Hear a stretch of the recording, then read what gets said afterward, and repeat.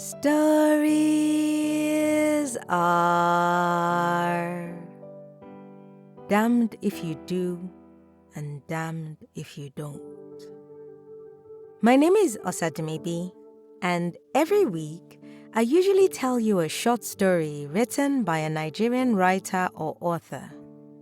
But this is Series Week, where I tell you a story over the course of 2 to 7 consecutive days. Basically, however long it takes to complete the story. Series Week will occur once a quarter, and the stories featured will still be written by Nigerian writers and authors, but will either consist of a sequence of related episodes from one story or a set of stories linked by a common theme. That's the long and short of it.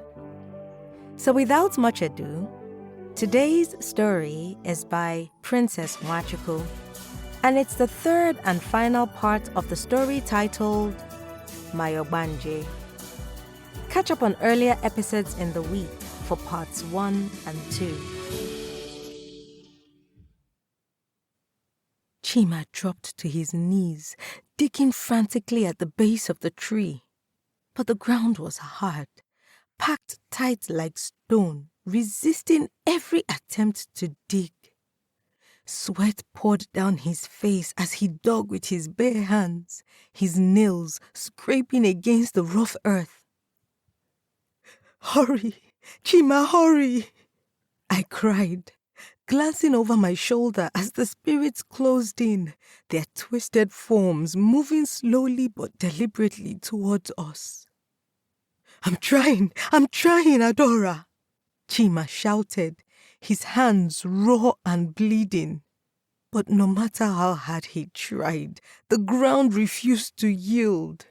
I felt my knees beside him, my heart pounding as I reached into the earth, desperate to find the stone. My fingers scraped against something hard, but as soon as I touched it, a cold, searing pain shot up my arm. I gasped, pulling my hand back, but the pain lingered, burning through my veins like ice. "Diiwa," I whispered, staring at the dark stone partially buried in the roots. "It is here." But the spirits were almost upon us, their glowing eyes fixed on the stone. If we did not take it now, we would lose everything. I reached for it again, my hand trembling. But the moment my fingers touched the stone, the ground beneath me gave way. I gasped as the ground swallowed me whole, plunging me into cold darkness. The amulet given to me by Ezemo shattered to pieces. My heart pounded in my ears. The earth closed in around me, suffocating me. I could no longer hear Chima's voice, only the relentless thrum of the spirits in the forest above, their whispers laced with anger. And then just as quickly, I was free. The ground spat me out, throwing me into the clearing where Chima still knelt, his eyes wild with fear and desperation. The stone, the Iowa, was in his hands now. But it had changed. No longer the smooth, glowing object we had found. It was cracked and blackened, pulsating with a sickly light. "Chima!" I called out, scrambling to my feet. But something was wrong.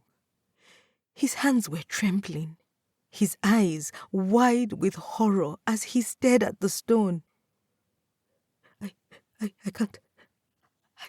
can't let go. I can't let go," he whispered, his voice thick with terror. The stone had latched onto him, its darkness crawling up his arms like vines. His face twisted with pain as the tendrils tightened around his skin, drawing his life force into the stone. I rushed forward, grabbing his arms, trying to pry the stone from his hands. But the moment I touched it, a terrible chill pierced through me, cutting to the core of my being. Stop! Don't touch it! He gasped, wrenching away from me. But it was too late. The darkness seeped into me, wrapping around my heart and filling my mind with whispers. They were soft at first, but soon they grew louder, clearer, speaking in a child's voice. Nenna's voice, but sinister and hollow. Mama, Mama, you failed me, Nana. I fell to my knees, clutching my head as the voices filled my mind, echoing my deepest fears. The weight of the stone, the weight of our failure pressed down on me, suffocating my thoughts. Nenna's voice echoed again. No longer the sweet voice of my daughter, but something far more ancient, far more cruel. I was never meant to stay. And then it hit me. This was never about saving Nenna. The spirits had known all along. They had watched us struggle, watched us hope. But in the end, we were only playing their game. Chima's hands relaxed. The stone slipped from his grasp and fell to the earth with a dull thud. He crumpled beside it, his chest heaving with labored breaths. His skin was pale, his eyes hollow, as though his life had been drained from him.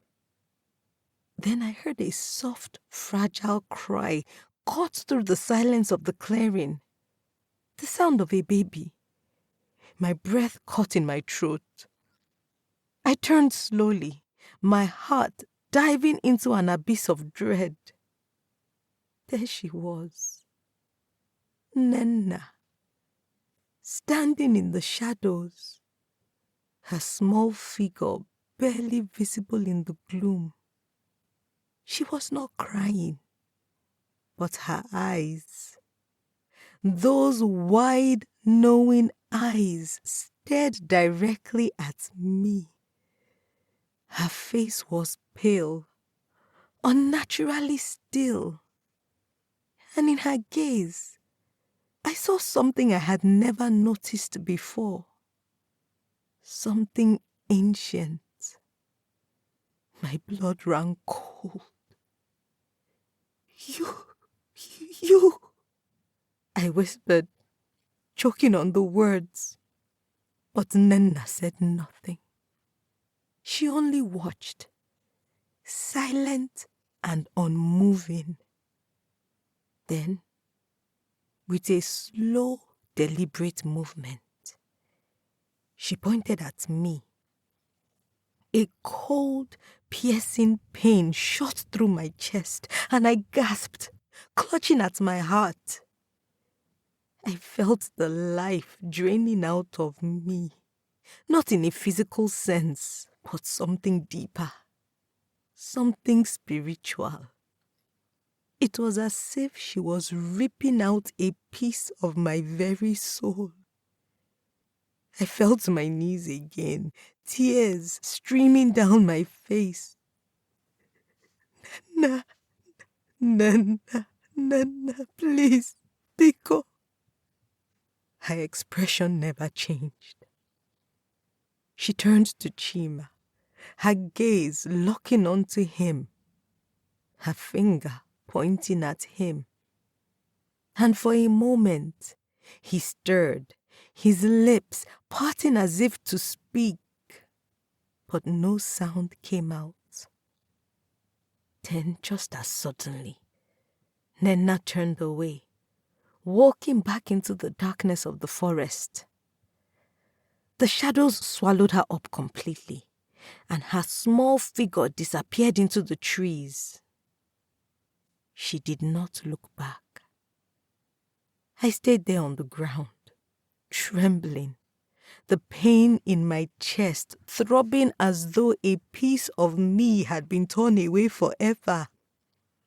Chima lay beside me, unmoving, his breath shallow, his eyes staring blankly at the sky. We had found the Iyuwa, but we did not save her. The spirits had taken what they wanted, our hope, our child, and left us as nothing but cold and empty shells. Days passed after the burial of our child, and nothing felt real. Chima was a ghost of himself, his body moving through the motions of life, but his mind forever lost in that clearing. He barely spoke, his eyes dull, haunted by something neither of us could escape. He had lost more than just his daughter. He had lost a part of himself. And I was not the same either. I could feel it. This emptiness inside me. Nenna had taken something when she left.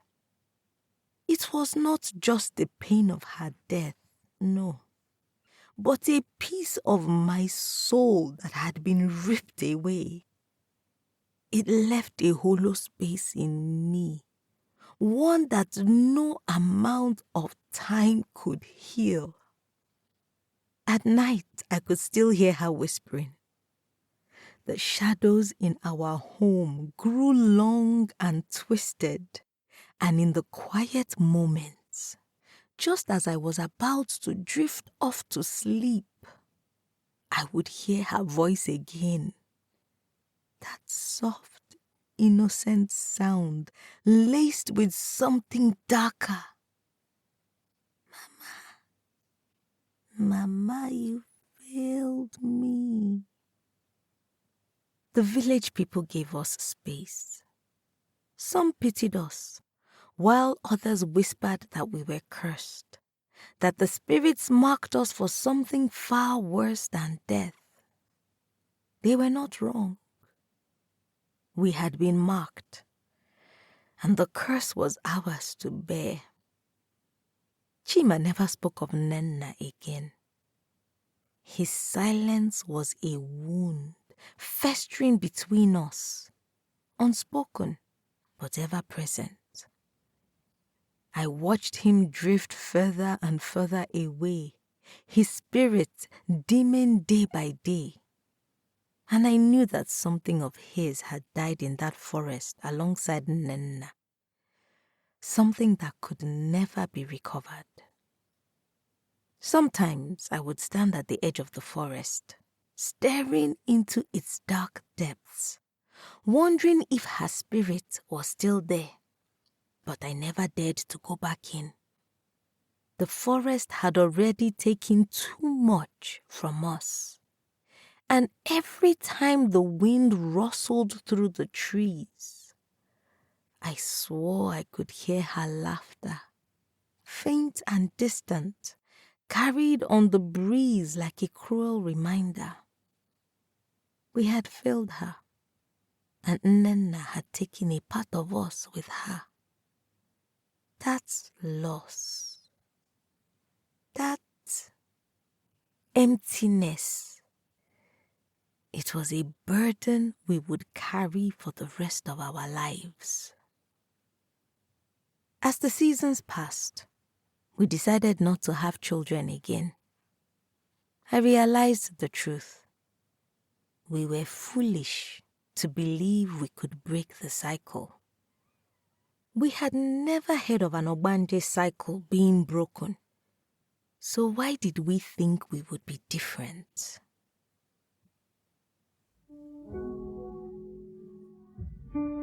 Princess Nwachukwu is a writer who loves horror, good books, and listens to an endless playlist. She lives in Lagos and works as an administrative officer for an education consulting firm. When she's not writing, she will either be watching movies, daydreaming, or figuring out how to make money. You can read more of her work on WordPress at Pinky's Diary and connect with her on Instagram at Pinky_baby20. Details and links will be in the episode description. If you've got a story you would like to be featured on this podcast, or a published book you want to make into an audiobook, I would love to hear from you. Send an email to info@osadumebi.com or send me a message at Osadumebi on either Facebook, Instagram, LinkedIn, or X. I look forward to collaborating with you. And if you've enjoyed this week's episode, please subscribe, leave a review, and share this episode with that one person you know will enjoy listening. Tell them that stories are a good escape for a few minutes each week.